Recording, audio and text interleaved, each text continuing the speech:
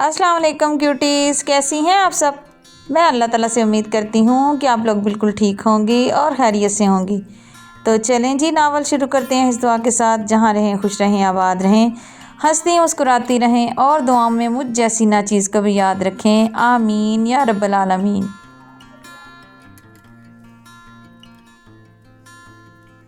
वक्त के समंदर में लम्हों के साहिल पर, वक्त के समंदर में लम्हों के साहिल पर, मेरा दिल तेरे नाम का काफ़िला लिए चलता है।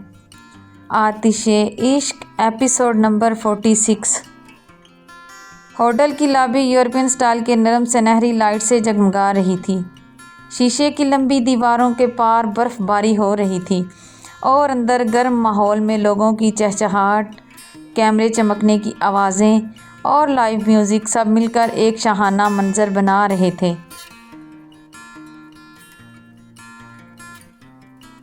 स्नाहिल एक लंबी सांस लेकर पीछे के इस कमरे से निकली जहां मॉडल्स तैयार हो रही थी। यूरोप तर्ज के golden and black evening gown में इसकी शख्सियत बिल्कुल सुंदस जैसी लग रही थी, लेकिन आंखों में वो चमक नहीं थी जो सुंदस की आंखों में थी। ये मुकाबला उसका नहीं था, मगर ये किरदार उसे निभाना ही था। उसके कान में जंगकुक के सख्त आवाज़ गूंजी थी, याद रखो तुम सुंदस हो, कोई गलती नहीं होनी चाहिए। मेरे बंदों की नज़रें हर वक्त तुम पर होंगी। उधर तुमने कोई गड़बड़ की और इधर तुम्हारे घर वाले ख़त्म। वो दिल ही दिल में बड़बड़ाई, सुंदस या फिर स्नाहिल, कौन हूँ मैं, क्या रूप है मेरा। आखिर कब तक मुझे ये किरदार निभाना पड़ेगा। ये डेविल मेरा पीछा कब छोड़ेगा आखिर।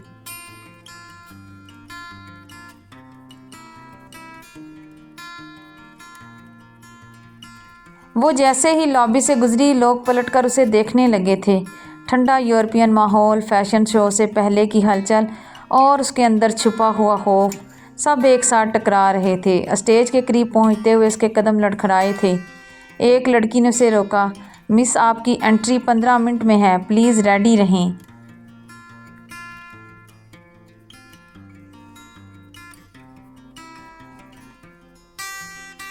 स्नाहिल ने हल्की सी हाँ में सर हिलाया, मगर अंदर से वो बेचैन थी। अंदर एक राज था जो दहक रहा था। ये मुकाबला वो जीतने नहीं आई थी, बल्कि किसी को दिखाने के लिए लाई गई थी। जैसे ही रोशनियों का हाला बढ़ा, कैमरे उसके सामने फोकस होने लगे। उसे ऐसा महसूस हुआ जैसे सारी दुनिया परसों वाली घड़ी की तरफ धकेल रही हो, जब असल सुंदस को अमेरिका लेकर जाया जा रहा था।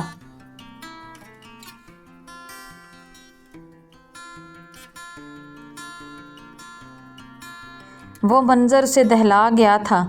उसके सामने ही तो वो उसके बेहोश वजूद को अपने बाजुओं में उठाए कार पोर्च की तरफ बढ़ते, इन्हें वहीं देखते, हैरत और गुस्से से उन्हें घूर कर देखते जोसेफ को बुला गया था। उसकी धाड़ती आवाज़ सुनते जोसेफ, जो अभी अभी अपने कमरे में मेडिसिन लेके लेटा था, दौड़ते हुए उस तरफ आया। पाँव में जूते तक नहीं पहने थे। उसे इस तरह बगैर जूतों के देख जंगकुक खानज़ादा तिलमिला ही तो गया था। जोसेफ, तुम्हें अंदाज़ा है बाहर कितनी सर्दी है और तुम बगैर जूतों के और बगैर चादर के ही बाहर निकल आए। अगर तबीयत ज़्यादा ख़राब हो गई तो। वो जो उसका बाजू और कान अपने खूनख्वार दरिंदों से ज़ख्मी करवा चुका था, अब फ़िक्र जता रहा था। जोसेफ के ज़ख्मों में दर्द बढ़ने लगा था। कोई अगर हमदर्दी जताए तो ज़ख्मों की तकलीफ़ ऐसे ही बढ़ती है, ख़ास तौर पर वो जो अपने दिल के बहुत करीब हो।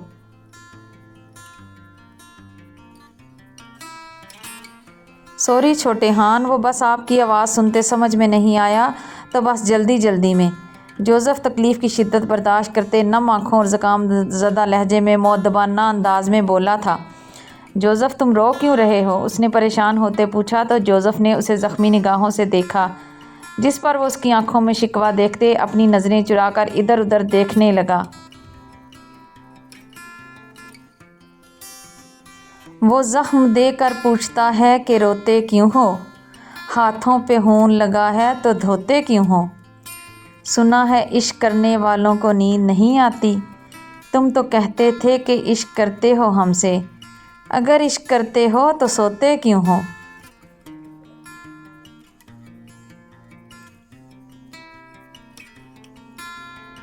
یہ دونوں ابھی تک یہاں کیا کر رہی ہیں؟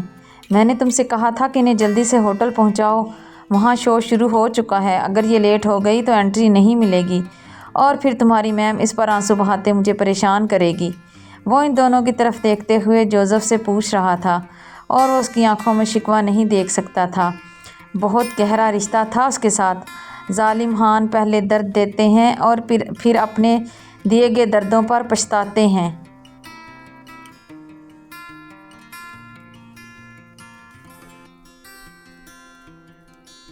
وہ سر، ڈرائیور نماز پڑھ رہا ہے، بس تھوڑی دیر میں لے جائے گا، میں ابھی پتہ کرتا ہوں۔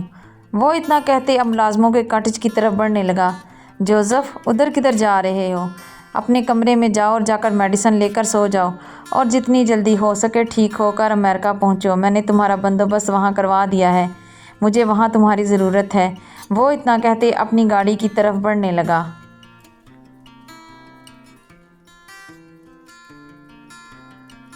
جی سر۔ جوزف اتنا کہتے واپس اپنے کمرے کی طرف بڑھنے لگا تو سامنے سے آتے آریس اور ڈریکسا کو دیکھتے ایک پل کو تھما تھا۔ آریس اور ڈریکسا کو دیکھتے درد کی شدت اور بڑی تھی۔ جنہیں بچوں کی طرح پالا ہوا ہو، اگر وہیں زخم دیں تو جینے کی تمنا ختم ہو جاتی ہے۔ وہ دونوں اس کے قریب آتے اس کے پاؤں چاٹنے لگے تھے اور وہ آنکھیں بند کرتے تکلیف کی انتہا پر پہنچ گیا تھا۔ آنکھوں سے آنسو بہتے اب گالوں کو بھگونے لگے تھے۔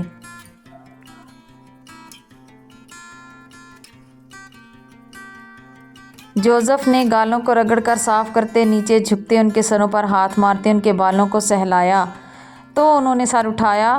ان کی آنکھوں میں اس وقت آنسو دیکھتے وہ زخمی ہنسی ہنستے اٹھ کھڑا ہوا۔ دونوں ہی کم وقت اسے زخم دیتے پچھتا رہے تھے۔ کیسا رشتہ تھا ان سب کے بیچ میں! اگر بات اس کی نہ ہوتی تو جوزف، تجھے تکلیف دینے کا میں سوچ بھی نہیں سکتا۔ جنگکوک خانزادہ کی سرد آواز سنتے جوزف نے زخمی مسکراہٹ کے ساتھ اسے دیکھا۔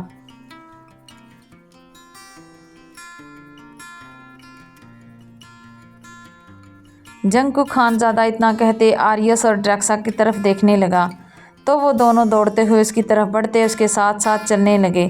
جنگکوک خانزادہ کے دائیں جانب آریس اور بائیں جانب ڈریکسا چلتے گاڑی کی طرف بڑھ رہے تھے اور ایسا لگ رہا تھا کہ جیسے وہ کسی خوفناک خون خوار ریاست کا شہزادہ ہو اور وہ دونوں اس کے سپاہی۔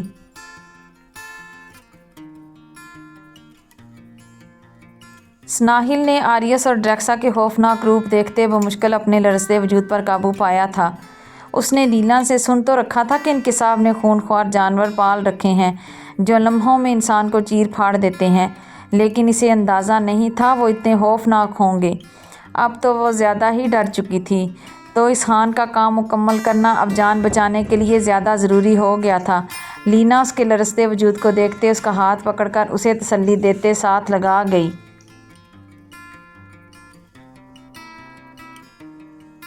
جنگکوک خانزادہ گاڑی کے قریب گیا تو ڈرائیور نے گاڑی کا پچھلا دروازہ کھولتے ہوئے سر جھکایا۔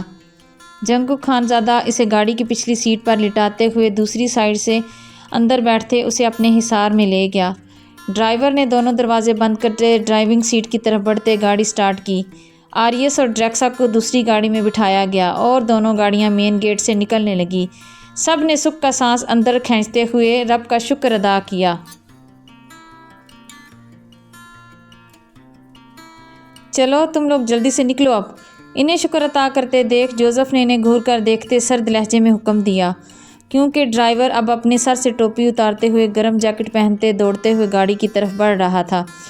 یہی رعب اگر خان کے سامنے دکھائے تو مان جاؤں گی کہ مرد کا بچہ ہے تو۔ لینا اتنا کہتے نحوت سے سر ہلاتے گاڑی کی طرف بڑھی اور وہ سرد نظروں سے اسے گھورتے ہوئے اپنے کمرے کی طرف بڑھنے لگا۔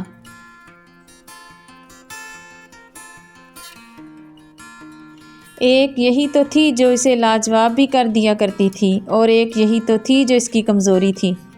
اسی کی وجہ سے تو زندگی اسے آسان لگتی تھی، لیکن یہ ظالم لڑکی اس سب سے جان بوجھ کر انجان بنتی تھی۔ وہ اپنے کمرے میں داخل ہوتے دروازہ لاک کرتے بیڈ کی طرف بڑھتے اب سوچ رہا تھا کہ کیسے وہ لینا کو ساتھ چلنے کے لیے منائے یا پھر کیسے وہ خان سے بات کرے۔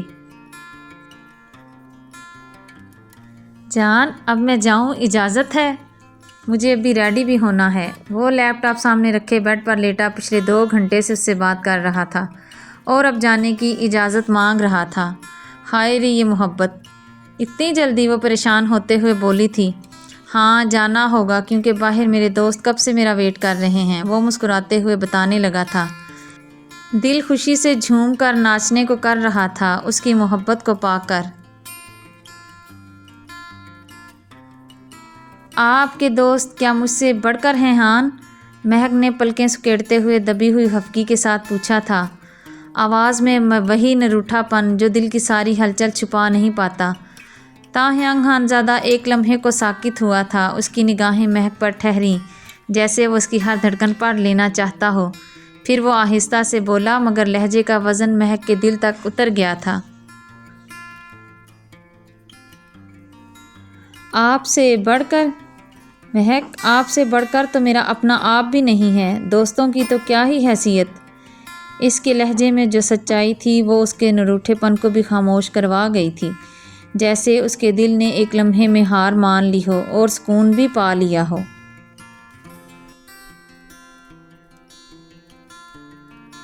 اتنا مان، اتنی عزت! وہ اس کے ہونٹوں سے نکلتے الفاظ سنتے نہال ہو رہی تھی۔ دل کیا تھا شدت سے ان ہونٹوں کو چھونے کا جنہوں نے خود کی ذات سے بھی زیادہ اسے خاص کر دیا تھا۔ وہ اپنے دل میں اٹھنے والی خواہش پر لال گلاب بنتی شرما کر چہرہ جھکا گئی تھی۔ دل بھی کیسی خواہش کر رہا تھا، وہ نہ میں سر ہلاتے اپنے نچلے ہونٹ کو دانتوں سے کاٹنے لگی تھی۔ دھڑکنیں منتشر ہوتے اب پسلیوں سے سر ٹکرانے لگی تھی۔ تاہیانگ خانزادہ نے اسکرین کے نزدیک ہوتے اس کے چہرے کے تاثرات دیکھتے اور اس کا شرمانہ دیکھتے اسے محبت بھرے لیکن گھمبیر لہجے میں پکارا تھا، مسز ہان۔ وہ اس کی گھمبیر سرگوشی پر سر اٹھا گئی تو اسکرین پر اس کے ہونٹ دیکھتے حیران ہوئی۔ مسز چھو لیجئے، آپ کے ہی ہیں، وہ مسکراتے ہوئے اب بولا تھا۔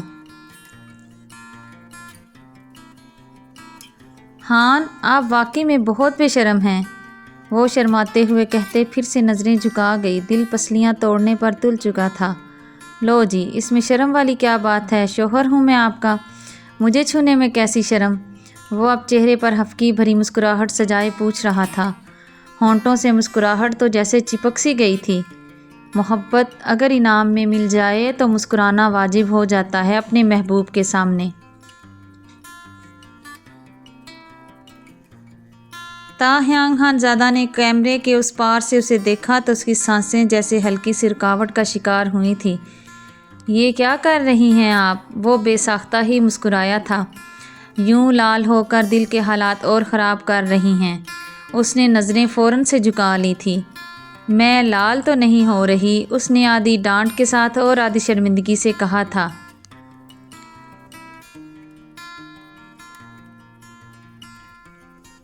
ہاں بالکل، تاہیانگ خانزادہ نے گہری نظر ڈال کر اسے جواب دیا تھا۔ سارا پیرس بھی اتنا نہیں کھلا ہوگا جتنا آپ اس وقت کھل کر گلاب بن رہی ہیں۔ اس کی گھمبیر لہجے میں کہی گئی بات سنتے مہک کا دل پھر سے زور سے دھڑکا تھا۔ بے قابو، بے ترتیب مگر بہت خوبصورت۔ مہک نے پھر سے اسکرین کی طرف دیکھا مگر بمشکل، لبوں پر ہلکی سی مسکراہٹ مگر آنکھوں میں کچھ گھبراہٹ۔ وہ واقعی خود پر قابو نہیں رکھ پا رہی تھی۔ تاہیانگ خانزادہ نے اس کی جھکی ہوئی نظریں نوٹ کی تو آہستہ سے بولا، مہک۔ بس اتنا کہنے سے ہی مہک کی سانسیں رک سی گئیں۔ آپ جانتی ہیں یہ جو آپ کا یوں لال ہونا ہے نا، یہ میرے لیے سب سے خطرناک بات ہے۔ آپ کے اس ایک لمحے پر میں ساری دنیا چھوڑ سکتا ہوں۔ مہک نے چونک کر سر اٹھایا تھا۔ اتنی بھی تعریف مت کریں، میں خود کو سنبھال بھی نہیں پاؤں گی۔ اس کی فکر آپ مت کریں، آپ کو سنبھالنا میرا کام ہے۔ بس چند دن اور میں آپ کے پاس ہوں گا اور پھر آپ کو اپنے بازوؤں میں اپنی پناہوں میں سمیٹ لوں گا۔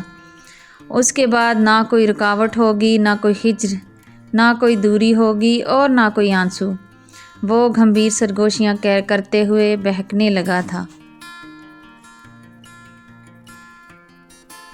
اس نے اپنی انگلی اسکرین پر اس کے چہرے اور وجود پر پھیرنا شروع کر دی۔ اور خود کو اس کے پاس محسوس کرنے لگا۔ ہان آپ نہ بہت وہ ہیں، مہک نے بمشکل اتنا ہی کہا تھا۔ آواز کپ کپانے لگی تھی، ہتھیلیاں پسینے سے بھیگنے لگی تھی۔ وہ کیا مسز ہان؟ وہ اب اپنے لب دانتوں سے کاٹتے ہوئے پوچھنے لگا تھا۔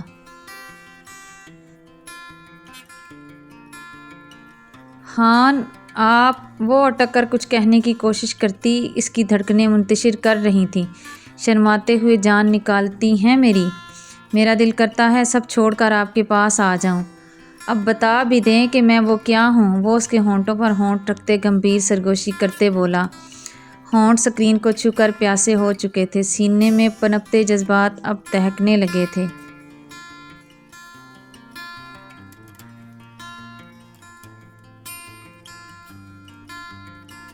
ہان، اس سے پہلے کہ وہ کچھ اور کہتی، دروازے پر ہونے والی دستک انہیں سخت بدمزہ کر گئی۔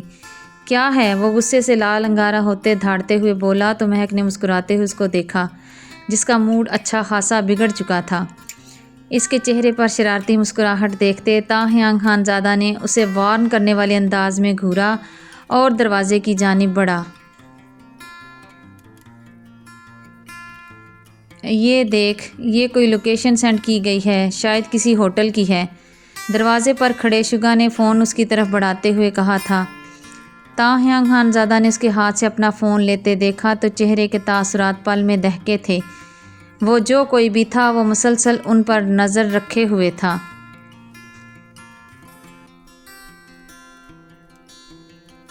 تاہیانگ خانزادہ نے دروازے پر زور سے مکہ مارتے ہوئے سوچا، وہ آخر ہے کون جس پر ایک پل کے لیے شک ہوا تھا؟ اب اس شک پر بھی شرمندگی ہو رہی تھی۔ وہ اپنے بھائی پر کیسے شک کر سکتا ہے؟ کیسے اس نے سوچ لیا تھا کہ اس کا جگر، اس کا بھائی، اس کے گھر کی عزت کے ساتھ کھیلنے کی کوشش کر سکتا ہے؟ تو پھر کون ہے وہ؟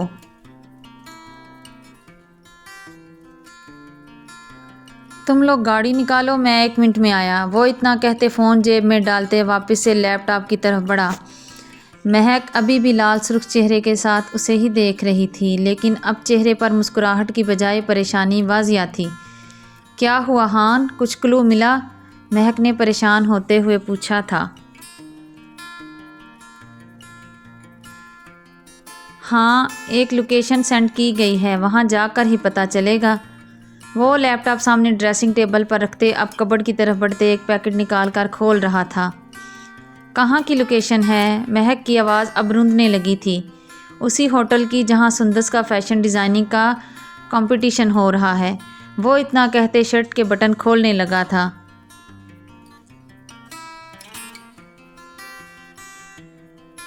کیا کہہ رہے ہیں آپ؟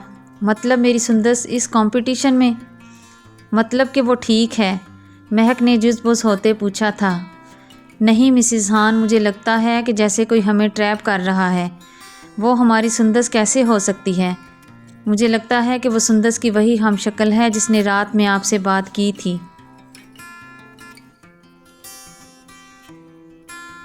یا پھر ہو سکتا ہے کہ آپ کی بات سچ ہو اور وہ ہماری سندس ہی ہو، کسی نے ہماری شادی روکنے کے لیے یہ سارا کھیل کھیلا ہو۔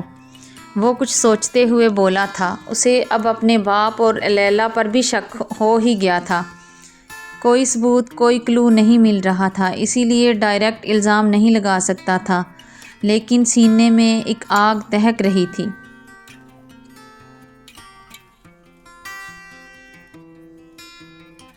جو کس کو جلانے والی تھی یہ تو آنے والا وقت ہی بتائے گا۔ اللہ کرے یہی سچ ہو اور میری سندس محفوظ ہو۔ مہک نے نم لہجے میں دعا کی تو دونوں نے آمین کہا۔ وہ اس کے سامنے ہی کپڑے چینج کرتے اب ڈریسنگ ٹیبل کی طرف بڑھا۔ اپنے بالوں میں انگلیاں پھیر کر بال تھوڑے رف ٹائپ کیے۔ وہ اس وقت نیوی بلو کلر کی ایسی ڈریسنگ میں تھا جیسے کسی کام پر جانے کے لیے ریڈی ہو رہا ہو۔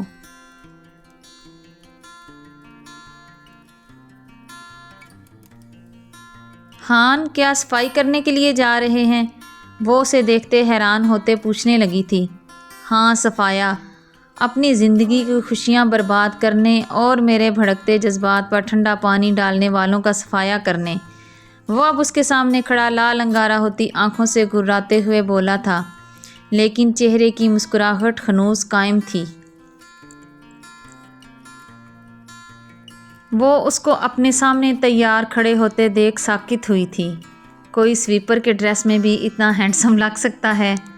وہ ذہن میں سوچتے ہوئے اسے یک ٹک دیکھے ہی جا رہی تھی۔ ہاں، اس کا ہان وہی تو ہو سکتا ہے اتنا ہینڈسم۔ وہ چاہے جس بھی ڈریس میں ہو، چاہے وہ پھٹے پرانے کپڑوں میں ہی کیوں نہ ہو، وہ پھر بھی اتنا ہی وجیح اور اتنا ہی کول اور اتنا ہی ہینڈسم لگے گا جتنا کہ وہ برانڈڈ کپڑوں میں لگے گا۔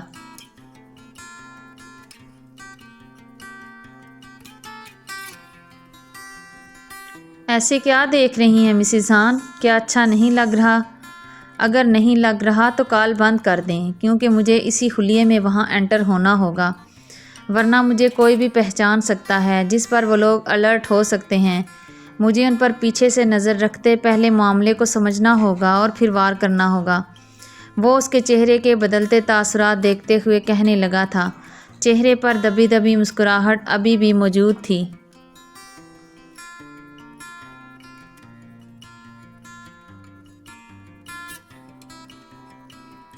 وہ چاہے جتنا بھی پریشان ہو یا جتنے بھی سوالوں میں الجھا ہوا ہو، وہ اپنی مسز ہان کے سامنے ظاہر نہیں کر سکتا تھا۔ میں نے کب کہا کہ آپ اچھے نہیں لگ رہے؟ بلکہ میں تو یہ سوچ رہی ہوں کہ وہ ایسا کون سا حلیہ ہوگا جس میں آپ ہینڈسم نہ لگتے ہوں، تاکہ میں آپ کو اس حلیے میں رہنے کا کہوں۔ اور وہ اس کے جواب پر حیرت سے اسے دیکھنے لگا تھا۔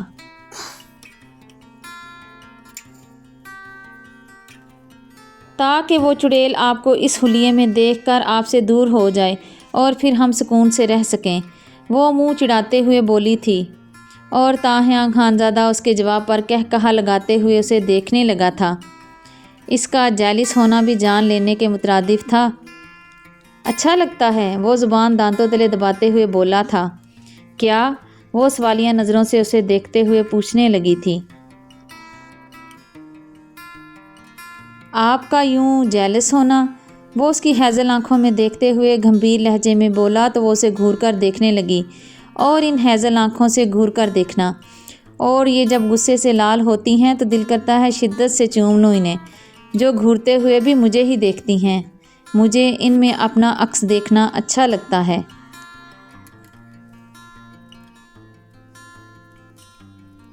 اچھا، اب کال بند کریں، مجھے نکلنا ہوگا، سب ویٹ کر رہے ہیں۔ وہ اسے دیکھتے بولا تو کال بند ہوتے ایک دوسرے کی نظروں سے اوجھل ہونے کا سوچتے ہوئے ہی دل کی دھڑکن رکی تھی۔ اوہوں، وہ نہ میں سر ہلا گئی تھی۔ مسز ہان، بہت بھوک لگ رہی ہے، میں نے غصے میں ابھی تک کھانا بھی نہیں کھایا۔ وہ اب پیٹ پر ہاتھ رکھتے منہ بناتے ہوئے بولا تھا۔ کیوں؟ کھانا کیوں نہیں کھایا؟ وہ پریشان ہوتے ہوئے پوچھنے لگی تھی۔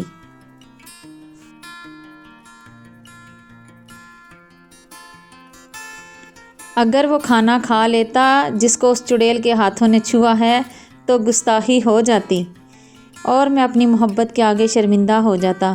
وہ لہجے میں محبت کا جہاں آباد کیے اسے دیکھتے بولا تو وہ اس کی باتوں میں پھر سے کھونے لگی تھی۔ وہ واقعی میں ساحر تھا جس کے لفظوں کے سحر میں کھو کر وہ سب کچھ بھول جاتی تھی۔ اب میں جاؤں؟ بہت بھوک لگ رہی ہے، وہ پھر سے اجازت مانگنے لگا۔ وہ مسکراتے ہوئے اداس آنکھوں سے اجازت دے گئی اور وہ اسے فلائنگ کس دیتے ہاتھ ہلاتے بائے بولنے لگا۔ اور ہاں، اب آپ بھی تھوڑی دیر کے لیے سو جائیں، وہاں تو تھوڑی دیر میں صبح ہونے والی ہوگی، پھر یونی بھی جانا ہوگا۔ وہ اتنا کہتے اسے ایک بار پھر سے فلائنگ کس دیتے، کال بند کرتے، لیپ ٹاپ آف کرتے ہوئے کمرے سے باہر نکل گیا۔ باہر نکلتے ہی اس کے چہرے کے تاثرات پل میں سرد اور سخت ہوئے تھے۔ وہ بھاری قدموں سے سیڑھیاں اترتے باہر کی جانب بڑھتے ہوئے اپنی گاڑی میں بیٹھ کر اپنے دوستوں کے ساتھ وہاں سے نکلتا چلا گیا۔ اور پیچھے، اگر تم اوپر کی جانب سر اٹھا کر دیکھو گے تو تمہیں اوپر کھڑکی میں ایک سایہ سا نظر آئے گا جو ہاتھ میں کافی کا کپ پکڑے باہر دور تک جاتی گاڑی پر نظر جمائے ہوئے اپنی جیب سے موبائل نکالتے کال ملا کر کان سے لگا گیا۔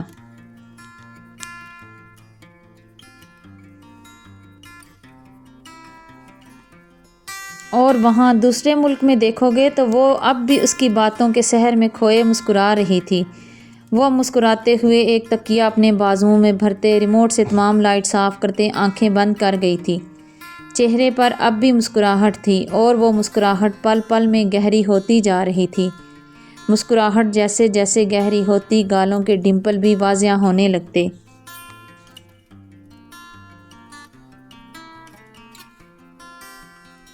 اور اب ایک اور ریاست کی طرف بڑھتے دیکھو تو ایک وجود جو ابھی تک ہوش کھوئے پڑا تھا، اور اس کے ساتھ ہی ایک وجود بیڈ سے ٹیک لگائے اپنے سامنے اسکرین کو گھورتے دہک کر لال انگارہ بنا ہوا تھا۔ ایک طرف کی اسکرین پر اندھیرا چھا گیا تھا تو دوسری طرف پر بھی تو اندھیرا ہی تھا، لیکن وہاں اب ایک وجود آنکھیں بند کیے چھوٹے چھوٹے سانس لے رہا تھا۔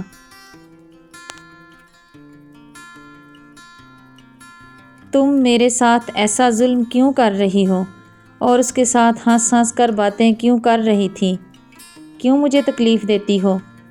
تمہیں پتہ ہے جب تم مجھے تکلیف دو گی تب میں تمہاری بہن کو تکلیف دوں گا۔ تم مجھے جتنا جلاؤ گی میں وہ ساری جلن تمہاری بہن پر نکالوں گا۔ وہ اب اسکرین کو چھوتے کپ کپاتے ہاتھوں سے اس کے وجود کو جو چھوتے ہوئے دہکتا کوئلہ بنا تھا، جو پل پل سلگ سکتا تھا، صرف اور صرف سلگ اور کچھ بھی نہیں۔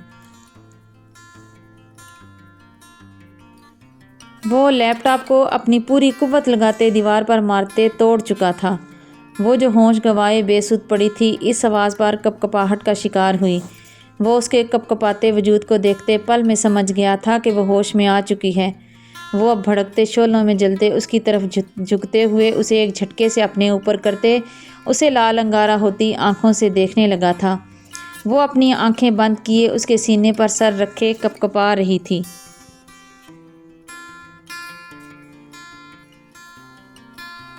دل تو کر رہا ہے کہ اپنے وجود میں جلتی آگ میں تمہارے وجود میں اتار کر خود کو پرسکون کر لوں، لیکن کیا کروں، اس کم بخت دل کے ہاتھوں مجبور ہوں کہ یہ صرف اسے ہی اپنی پناہوں میں چاہتا ہے جس سے کوئی رشتہ سوچنا بھی گناہ ہے۔ وہ اب اس کے بالوں کو مٹھی میں دبوچتے اس کا چہرہ سینے سے نکالتے ہوئے سرد لہجے میں بولا تھا۔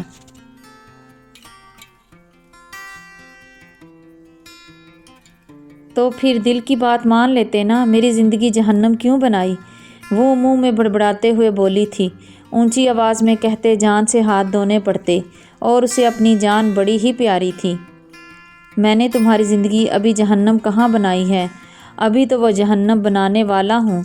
وہ اس کے چہرے پر اپنی گرم سانسیں چھوڑتے گررا کر بولا تھا، اور اس کے رہے سہے اوسان بھی خطا ہو گئے تھے۔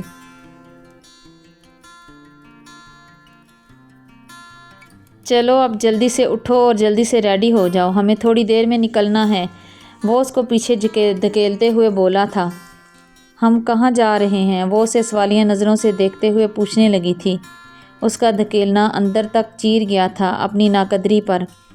وہ اتنی ارزاں تو نہیں تھی کہ یوں دھتکار دی جائے۔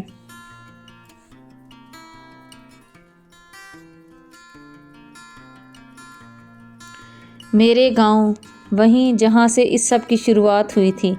وہ اس کے کانوں میں سور پھونکتے وہاں سے اٹھتے ہوئے کمرے میں بنے ڈریسنگ روم کی طرف بڑھا، اور پیچھے وہ اپنے منہ پر ہاتھ رکھتے اپنی سسکیوں کو گلے میں ہی گھونٹ گئی تھی۔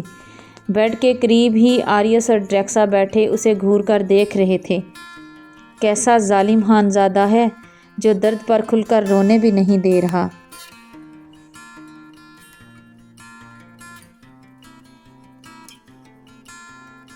وہ جب ہوٹل میں پہنچے تو وہاں کی سخت سیکیورٹی سسٹم نے ان سے ان کی پہچان مانگی۔ سب اپنے اپنے گلے میں ڈلے کارڈز آگے کرتے اپنی آئیڈینٹیفیکیشن کرواتے اندر داخل ہوئے۔ وہ اپنے بھاری قدموں سے آگے بڑھتے پھیل گئے۔ کوئی ویٹر کے لباس میں تھا، کوئی سویپر کے، تو کوئی میڈیا والا بن کر یہاں آیا تھا۔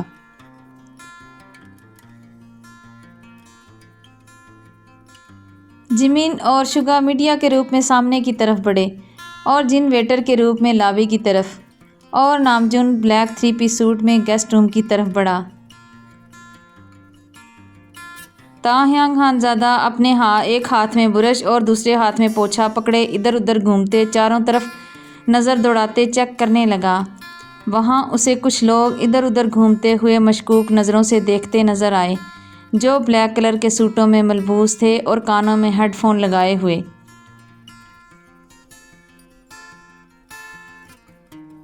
یہاں پر کچھ لوگ دکھ رہے ہیں بلیک سوٹ میں، کانوں میں ہیڈ فون تو ایسے ٹھونس رکھے ہیں جیسے ایک ایک لمحے کی خبر پہنچا دیں گے، اور مجھے گھور کر تو ایسے دیکھ رہے ہیں جیسے کہ کچا ہی چبا جائیں گے۔ وہ منہ میں بڑبڑاتے ہوئے بول رہا تھا، لیکن اصل میں وہ اپنی انفو انہیں دے رہا تھا جو اپنے سب کام دھندے چھوڑ کر اس کے ساتھ چلے آئے تھے، اس کی ایک پکار سن کر۔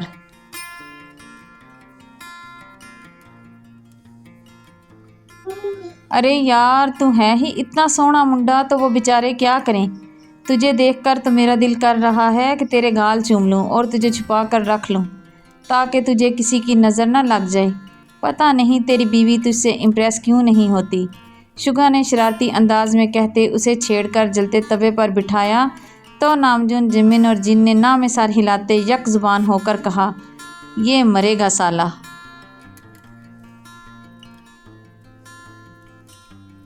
پتہ ہے آج وہ بھی یہی کہہ رہی تھی۔ اس کی اگلی بات سنتے سب کے حیرت سے منہ ہی نہیں آنکھیں بھی کھلی تھی۔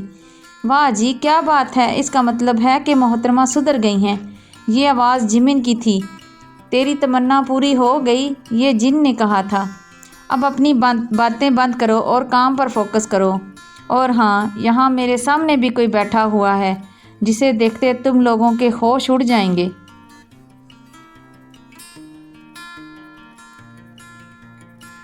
کون ہے؟ نامجن کی بات سنتے چاروں نے یک زبان ہوتے پوچھا تھا۔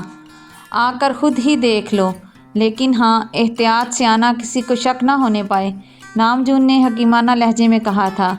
اب وہ اپنے اپنے طریقے سے اس جانب بڑھنے لگے تھے۔ تاحیاں خانزادہ جب کھانے کی ٹیبلز کے پاس سے گزرا تو کھانا دیکھتے بھوک کی شدت بڑھی تھی، تو وہ بے اختیار کھانے کی طرف بڑھتے پلیٹ میں ڈالتے ہوئے کھانے لگا تھا۔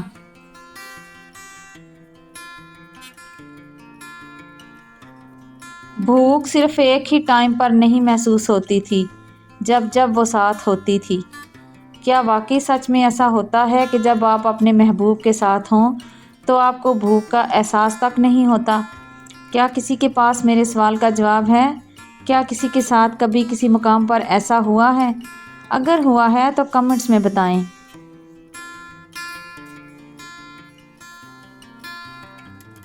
وی کدھر رہ گئے ہو؟ وہ بڑی رغبت سے کھانا کھا رہا تھا کہ فون سے آتی آواز سنتے تاحیاں خانزادہ نے کھانے کی پلیٹ ٹیبل پر رکھتے اس طرف دوڑ لگا دی، لیکن پھر سے واپس پلٹتے پلیٹ سے کچھ اٹھاتے اس طرف دوڑ لگا گیا۔ ہاتھ میں کیا ہوگا یہ جاننے کے لیے اگلی ایپیسوڈ میں دیکھیں۔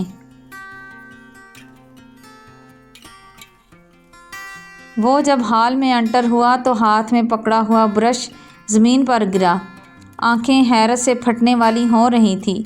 اس کے ساتھ ساتھ سب کے منہ کھلے اور آنکھیں باہر آنے کو تھی۔ وہ سامنے بلیک اور گولڈن کلر کے امتزاج کے گاؤن پہنے اسٹیج پر بڑے کانفیڈنس کے ساتھ ریمپ پر کیٹ واک کر رہی تھی۔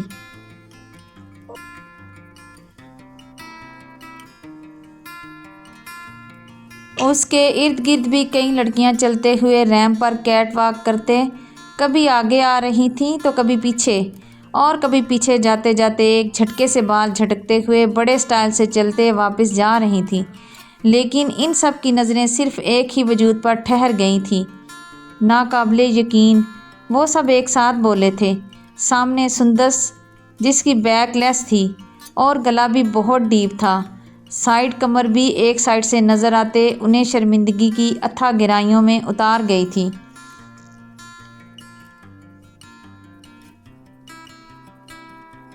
وہ اپنے سامنے تاحیاں خانزادہ کو دیکھتے ساکت ہوئی تھی، آنکھوں میں وحشت، غصہ، نفرت اور جذبات کا ٹھاٹھے مارتا سمندر۔ کیا کچھ نہیں تھا اس کی آنکھوں میں؟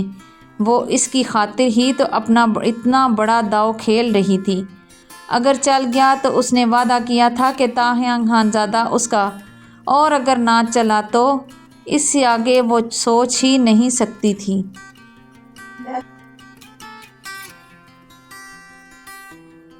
چلیں جی، آج کے لیے اتنا ہی، باقی کا اب اگلی ایپیسوڈ میں انشاءاللہ تعالی جی تو جناب کیسی لگی یہ ایپیسوڈ؟ مجھے امید ہے کہ آپ لوگوں کو یہ آتش عشق کا سفر اچھا لگ رہا ہوگا، وہ بھی اپنے تاہیاں خانزادہ اور مہک کے ساتھ۔ اگر اچھا لگے تو کمنٹس میں ضرور بتائیں، اور اگر کہیں کوئی گڑبڑ پھر کوئی کمی لگے تو مشورہ دیں کمنٹ سیکشن میں۔ اب ایک دوسرے کو خدا حافظ کہتے ہیں، اس دعا کے ساتھ کہ جہاں رہیں وہ خوش رہیں، آباد رہیں اور ہنستے مسکراتے رہیں، اور دعاؤں میں مجھ جیسی ناچیز کو بھی یاد رکھیں۔ اللہ حافظ۔